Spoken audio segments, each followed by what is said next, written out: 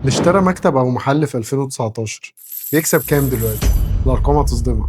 في الفيديو ده هنشرح ازاي نقدر ان احنا نشتري وحده تجاريه او اداريه بشكل صحيح، ازاي اشتري وحده بعقد ايجار الزامي، او ازاي اشتري وحده بعقد تفويض ايجار، او ازاي البروكر اللي معايا يقدر يساعدني ان انا اشتري وحده صح وهو ياجرها لي. هفهمك كمان امتى تشتري وازاي تختار المشروع الصح وتبعد عن فخ المشاريع الوهميه. انا محمد جلال، ودي اخر حلقه من حلقات سلسله فك شفره السوق العقاري المصري، وتابعونا عشان في سلسله حلقات جديده ليها علاقه بالسوق العقاري المصري. متنساش تعمل لايك وسبسكرايب.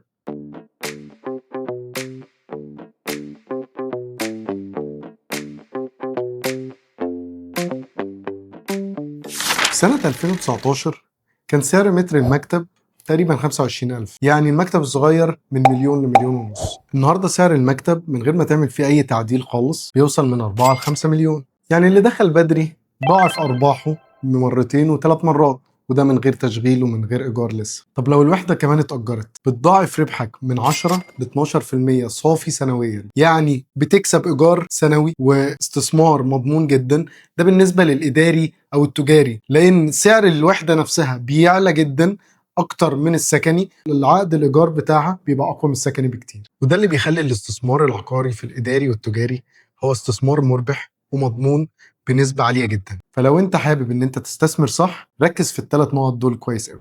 اول حاجه لازم تفهمها ان مش اي مشروع ينفع للاستثمار العقاري والاداري، يعني في بنسبه 80% في السوق العقاري مشاريع للعرض مش للربح بس. تاني حاجه المطور العقاري اللي ورا المشروع، هو مطور عقاري ليه سابقه اعمال قويه في المشاريع الاداري والتجاري ولا لا؟ سلم قبل كده، والمشاريع اللي سلمها دي شغاله ولا لا؟ لان اغلب الناس بتقع في فخ ان شركات مغموره او شركات جديده ما عندهاش سجل تسليمات واسعارها كويسه فبينجذب للموضوع ده، وده من اكبر الاخطاء.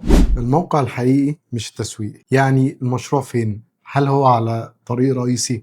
الكتله السكانيه اللي هناك ايه؟ لان دايما التجاري والاداري بالناس اللي حواليه مش بالديكور والتشطيب. والسبب ده مش صدفه، ده السبب ان الشركات والحكومات والكلام ده كله راح العاصمه والتجمع، فبقى الكثافه التجاريه او الاداريه في التجمع وفي العاصمه عاليه، فبالتالي معلي سعر الوحدات الاداريه والتجاريه من حيث الايجار ومن حيث البيع والشراء. اخطار قاتله جدا بيقع فيها الناس لما بتيجي تستثمر في الاداري والتجاري. اول حاجه الاختيار على اساس السعر مش كقيمه المشروع. اكتر حاجه بتخسر الناس في التجاري والاداري ان هم بيشتروا بعينيهم ما بيشتروش بعقلهم، يعني بيشوفوا المشروع حلو، واجهاته حلوه، مده اقساط طويله، ويقول لك هي دي الفرصه، وده جزء كبير من اول وقوع في الخطر. الاستثمار بدون خطه خروج، لازم يبقى فيه اكزيت بلان. وتالت مشكله ان انا اثق في الكلام بتاع التسويق والاعلانات من غير ما اشوف الموقع. وعلشان كده قبل ما تشتري لازم تبقى فاهم السوق كويس جدا، وما تنجذبش بالعاطفه او بالاعلانات. وده اكتر حد هيساعدك فيه البروكر اللي فاهم كويس قوي السوق، وهيقدر يوضح لك السوق ده بكل حياديه وبكل وضوح.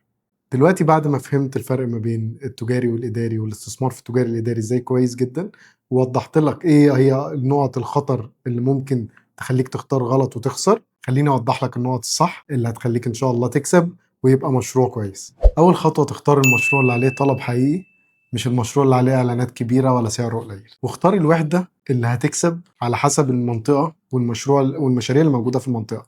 زي ما قلنا لو في مشاريع منطقه بنوك وشركات يبقى اكيد الوحده اداري هتبقى اقوى، اما لو منطقه مطاعم اكيد التجاري هيبقى احسن. تاني خطوه لازم تحسب العائد مش القسط، لان القسط اللي هيسدهولك هو العائد بتاعك. تالت خطوه لازم تستشير خبير في العقارات، لان استشاره الخبير في العقارات هتوفر عليك غلط وخساره كبيره. وانا في القناه دي هديك كل التفاصيل، وهديك كل الخطوات الصح والغلط اللي تخليك تبعد عن الخساره وتروح للمكسب ان شاء الله. وتقدر تسالني وتستفسر في الكومنت وانا هقدر اتواصل بيك. ما تنساش تعمل لايك وشير وسبسكرايب عشان يجيلك كل جديد.